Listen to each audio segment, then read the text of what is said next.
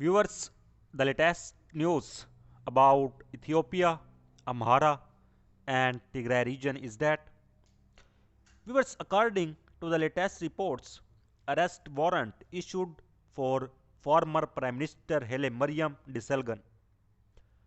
According to report, former Federal Democratic Republic of Ethiopia Prime Minister Hele Mariam has been ordered to arrest and charged with felony criminal mischief. With four defendants, including former METAC Director General Daingun, who have been in custody, have been indicated on corruption charges related to the purchase of farm implements. And accordingly, the Minister of Finance, Ahmed, appeared in court.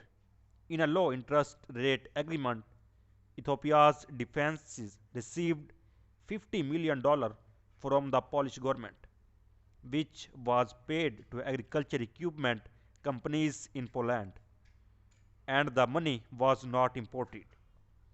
Whereas another is Hile Mariam Desalegn, who has been reportedly summoned to testify in his defense. Hile Mariam, who was summoned by the federal police, responded by saying that he had not been able to locate them through the office of the former prime minister. And defendants' attorneys, for their part, said Hele Mariam was working for the Roman Foundation and was being escorted by government police. And Federal High Court on Corruption Crimes Tribunal ordered police to search for Hele Mariam Desalegn and arrest him as soon as possible. First, he also rescheduled the hearing for March 8, 9th, and 12th to hear defense evidence.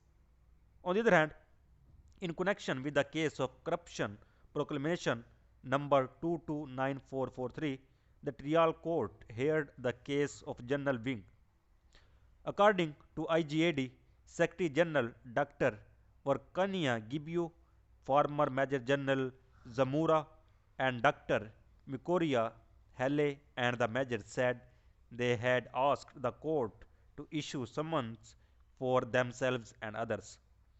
And the court also said that you should try to find your own defense witnesses, but that your case will be heard in the presence of their lawyers on Wednesday. Viewers, on the other hand, Ethiopian Airlines employees are filling the country by hiding in the planes they work on. Johannes and Gabriel Mescal knew it would be freezing cold inside the bulk cargo area of the Airbus A350 plane on the long flight from Ethiopia's capital to Belgium. But the two ground technicians with Ethiopian Airlines, both of Tigrayan's origin, said they felt a threat from the Ethiopian authorities that left them no choice but to stow away among crates of fresh flowers. And both men said family members had been detained under sweeping emergency laws that have targeted ethnic Tigrayans, and that they feared it was their turn next. And the laws were imposed in November as Ethiopian government troops battle forces from the northern Tigray region in a bitter conflict that has now dragged on for 14 months. And the government denies the laws targeted any particular group and recently lifted the state of emergency. So, in the early hours of December 4, Johannes and Gabriel Mescal, both 25, made a spur of the movement decision to climb into the storage section of a converted Ethiopian airline cargo plane that was sitting in one of the hangars at Addis Ababa Bole International Airport, waiting for the early morning flight to Brussels, Belgium. And as ground technicians with Ethiopia's flagship commercial airline for the past 5 years. And they had access to the compartment for routine inspection purposes. But if their hiding place was discovered, they would face harsh punishment, they said.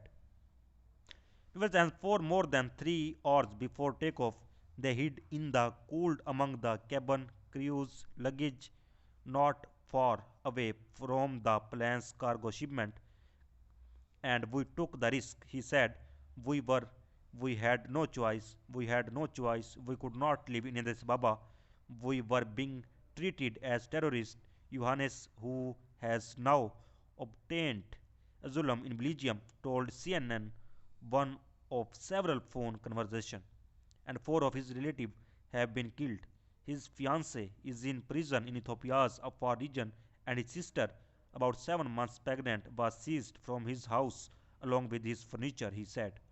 And Johannes believes these killing and detention were motivated by their Tigrayan ethnicity and action under Ethiopia's new emergency laws. And I don't know where his fiancée, is currently, he added, and CNN has not been able to independently verify the deaths of imprisonment of Johannes' relatives. And a spokeswoman for the office of Ethiopia's Prime Minister Abiy Ahmed noted in an emailed statement to CNN that the state of emergency was lifted on 26 January, and many people have left Ethiopia by land since the conflict began in November 2020. And as of mid December 2021, more than 50,000 people had fled into neighboring Sudan, according to UN figures. And at the peak of the influx, more than 1,000 people on average were arriving each day, overwhelming the capacity to provide aid, a UN report said. And meanwhile, attempts to leave Ethiopia by air by legal means have become increasingly difficult for Tigrayans, according to the Ethiopian Airlines employees. Whereas, on the other hand, according to the Oromo Liberation Army, 3 years into Abiy Ahmed's war on Oromia and 15 months into the war on Tigray, talks of national dialogue, reconciliation, and peaceful resolution of the Ethiopian civil war occupy a good part of the bandwidth across media houses. Whether one looks at the social media or the conventional outlets, both in Ethiopia and overseas, and following a relative lull in the north since late December 2020, the government of the Prosperity Party is prosecuting an operation to elimination the Oromo Liberation Army in the west, south, and the central parts of the country, using disparate human wave tactics on the ground assisted by drones on the other hand, and fill the air with peaceful national dialogue on the other. We were by the regime busy stagging peaceful national dialogue, while it is also hell-bent on intensifying conflicts in all parts of the country. And is there a process of peaceful national dialogue in Ethiopia? To successfully conduct a national dialogue that can contribute to substantially easing the political rocking the country at its core, the Oromo Liberation Front believes that the following confidence building measures and conditions are a non negotiable persecuties, and reaching a negotiated season of hostilities across the country, dealing with Eritrean influence and withdrawing its forces from Ethiopia, releasing all political prisoners across the country, and opening unimpeded humanitarian corridor wherever it's need, and repelling the proclamation that designate Oromo Liberation Army and Tigray People Liberation Front as terrorist organization, and all inclusive process that leads to establishment of an independent commission acceptable to all stakeholders. And regrettably, none of these confidence building measures have been met have been met. A negotiated cessation of hostilities across the country, short of a relative lull in the Amhara region, the country is still in the depth of active conflicts and aerial attacks in the west, south, central, and north, including along the borders of and inside Tigray, Abala, Metsamri, Tasjide, and Shiraro, and unable to dislodge the Oromo Liberation Army from Oromia and the hearts and minds of the Oromo people. And the regime has been using different tactics that they believe would do the trick. It is relentlessly using drones from inter Ilia, a new base in Asosa, and human waves from the ground to attack our positions in the west.